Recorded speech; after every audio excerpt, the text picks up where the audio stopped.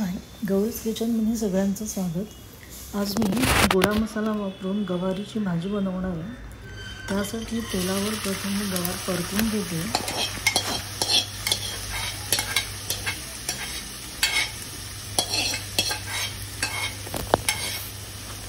आणि थोडंसं मीठ घालायचं आहे म्हणजे गवार लवकर शिजते.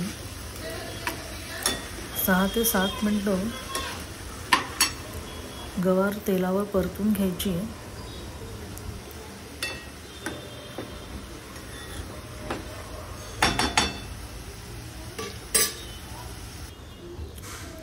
आता खलबत्त्यात मी 8 ते 10 लसणाच्या पाकळ्या घेतल्या आहेत. 3 चमचे पांढरे तीळ घेते आणि 2 चमचे लाल तिखट आणि हे सगळं छान कुटून घ्यायचं आहे.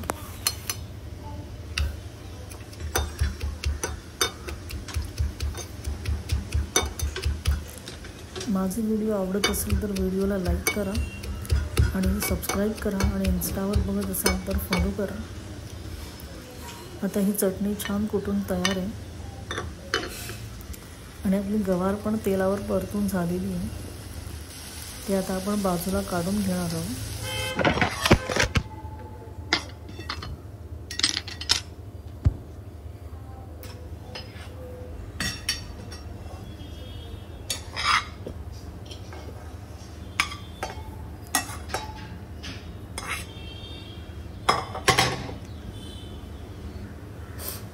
आता या गवारीच्या फोडणीची तयारी करतोय. त्यासाठी कढईत मी तेल तापत ठेवले आणि तेल गरम झाल्यावर यात हिंग आणि मोहरी टाकायची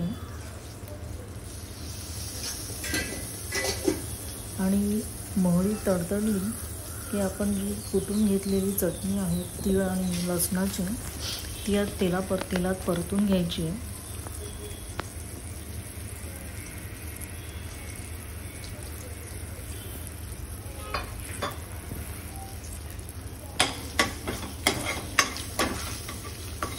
प्रकारे छान तेलामध्ये परतून घ्यायची.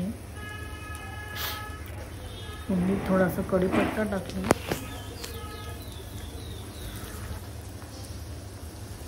आता मी यात एक मोठा बारीक चिरलेला कांदा टाकते. कांदा तेलावर परतून घ्यायचा आहे मऊ होईपर्यंत आणि मग कांदा शिजला की यात टोमॅटो टाकते आणि टोमॅटो टाकून मीठ टाकायचं आहे आणि कांदा टोमॅटो छान शिजवून घ्यायचे.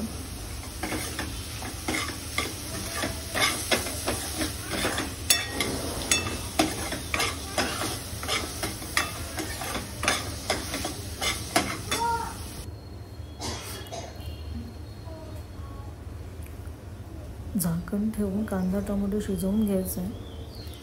आता कांदा टोमॅटो शिजला की यात आपण सुके मसाले घालणार आहोत. त्यामध्ये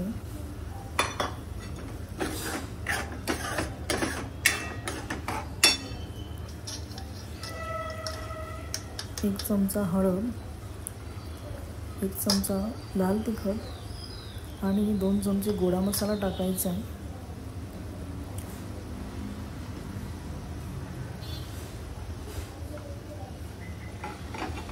आणि आपण तेलावर परतून घेतलेली गवार टाकायची आणि छान सगळं मिक्स करून घ्यायचं.